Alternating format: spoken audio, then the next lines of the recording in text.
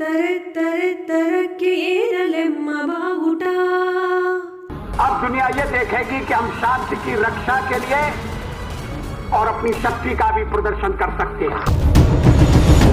हमारी विजय निश्चित है और हम विजयी होकर दिखाएंगे. ಕಾಶ್ಮೀರದಲ್ಲಿರುವ ಕಾರ್ಗಿಲ್ ಹಿಮಾಲಯದ ಬೆಟ್ಟಗುಡ್ಡಗಳಿಂದ ಆವೃತವಾಗಿದೆ. ಇದು ಶ್ರೀನಗರದಿಂದ 205 ಕಿಲೋಮೀಟರ್ ದೂರದಲ್ಲಿದೆ. ಲೇಹ್ ಲಡಾಖ್ ಮತ್ತು ಶ್ರೀನಗರವನ್ನು ಸಂಪರ್ಕಿಸುವ ರಾಷ್ಟ್ರೀಯ ಹೆದ್ದಾರಿ ಕಾರ್ಗಿಲ್ ಮೂಲಕ ಹಾದು ಹೋಗುತ್ತದೆ. ಇದು ಈ ಪ್ರದೇಶದ ಏಕೈಕ ಹೆದ್ದಾರಿ. ಅಲ್ಲದೆ ಈ ಹೆದ್ದಾರಿ ವಿಶ್ವದ ಅತ್ಯಂತ ಎತ್ತರ ಭೂಮಿ ಸಿಯಾಚಿನ್ಗೂ ಸಂಪರ್ಕ ಕಲ್ಪಿಸುತ್ತೆ. ಕಾರ್ಗಿಲ್ ಪ್ರದೇಶದಲ್ಲಿ ಭಾರತ ಮತ್ತು ಪಾಕ್ನ LOC ಅಂದರೆ ಲೈನ್ ಆಫ್ ಕಂಟ್ರೋಲ್ ಇದೆ. ಚಳಿಗಾಲದಲ್ಲಿ -°C ಗಡಿ ಕಾಯುವುದು ಸವಾಲಿನ ಕೆಲಸ. ಹಾಗಾಗಿ ಆ ಕಾಲದಲ್ಲಿ ಭಾರತ ಹಾಗೂ ಪಾಕ್ ಸೈನಿಕರು ಇಲ್ಲಿಂದ ಸ್ಥಳಾಂತರಗೊಂಡು ಚಳಿಗಾಲ ಮುಗಿದ ಬಳಿಕ ಪುನಃ ಅಲ್ಲಿಯ ಗಡಿ ಕಾಯುವುದು ಹಿಂದಿನಿಂದ ನಡೆದುಕೊಂಡು ಬಂದಂತಹ ಪದ್ಧತಿ. 1999ರಲ್ಲಿ ಪಾಕ್ ಈ ಸಂದರ್ಭ ಬಳಸಿಕೊಂಡು ಕಾಶ್ಮೀರ ಹೋರಾಟಗಾರರ ಹೆಸರಿನಲ್ಲಿ ತನ್ನ ಸೈನಿಕರನ್ನ ಭಯೋತ್ಪಾದಕರ ಸೋಗಿನಲ್ಲಿ LOC ಭಾಗದಲ್ಲಿ ಅತಿಕ್ರಮಣ ಪ್ರವೇಶ ಮಾಡಿಸಿತು. ಪ್ರಮುಖ ಭೂಭಾಗಗಳನ್ನು ತನ್ನ ವಶಕ್ಕೆ ಪಡೆದುಕೊಂಡಿತು. ಉದ್ದೇಶ ಬಹಳ ಸ್ಪಷ್ಟವಾಗಿತ್ತು.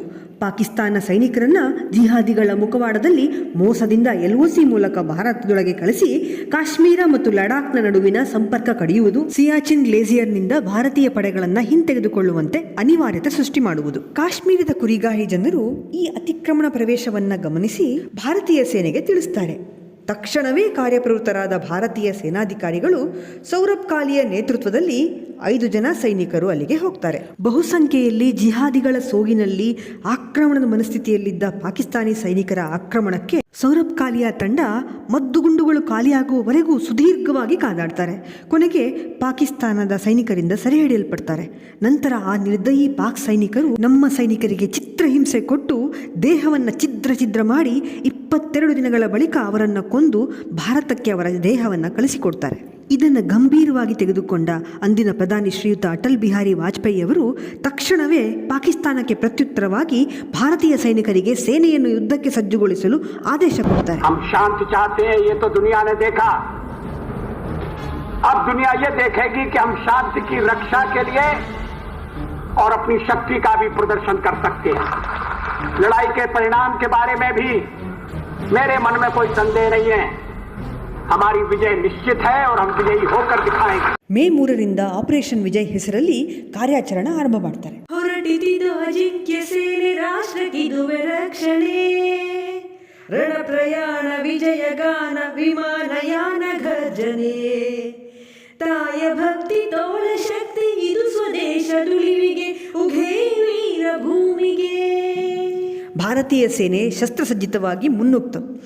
ಎತ್ತರದ ಪ್ರದೇಶಗಳಲ್ಲಿ ಸಾಕಷ್ಟು ಸಮಸ್ಯೆ ಇದ್ದರೂ ಶೆಲ್ ದಾಳಿಯ ಮೂಲಕ ಸೇನೆ ಪಾಕಿಸ್ತಾನಿಯ ಬಂಕರ್ಗಳ ಹತ್ರ ದೃಷ್ಟಿ ಇರಿಸಿತ್ತು. ಬೋಫೋರ್ಸ್ ಪಿರಂಗಿ, ವಾಯುಪಡೆಯ MiG-27, MiG-29 ಯುದ್ಧ ವಿಮಾನಗಳು ಸಾಕಷ್ಟು ಬಲ ತುಂಬಿದ್ದವು. ಜೊತೆಗೆ ನಮ್ಮ ವಾಯುಸೇನೆ ಯುದ್ಧ ವಿಮಾನಗಳಾದ MiG-21, MiG-27 ಮತ್ತು ಮಿರಾಜ್ 2000 ವಿಮಾನಗಳನ್ನು ಬಳಸಿ ಆಪರೇಷನ್ ಸಫೇದ್ ಸಾಗರ್ ಅನ್ನೋ ಹೆಸರಿನಲ್ಲಿ ಕಾರ್ಯಾಚರಣೆ ಆರಂಭ ಮಾಡಿತು. ಈ ಮೂಲಕ IAF ಯೋಧರು ರಾಕೆಟ್ ಮತ್ತು ಕ್ಷಿಪಣಿಗಳನ್ನು ಹಾರಿಸಿ ಪಾಕಿಸ್ತಾನ ಸೈನಿಕರ ಮೇಲೆ ದಾಳಿ ಮಾಡಿದ್ರು. ಯುದ್ಧದ ಸಮಯದಲ್ಲಿ ತೈಲ ಮತ್ತು ಇಂಧನದ ಪೂರೈಕೆ ನಿಲ್ಲಿಸಲು ಪಾಕಿಸ್ತಾನದ ಬಂದರುಗಳನ್ನು ನಿರ್ಬಂಧಿಸಲು ಭಾರತೀಯ ನೌಕಾಪಡೆ ಆಪರೇಷನ್ ತಲ್ವಾರ್ ಅನ್ನೋ ಹೆಸರಿನಲ್ಲಿ ಕಾರ್ಯಾಚರಣೆ ಪ್ರಾರಂಭ ಮಾಡಿತು.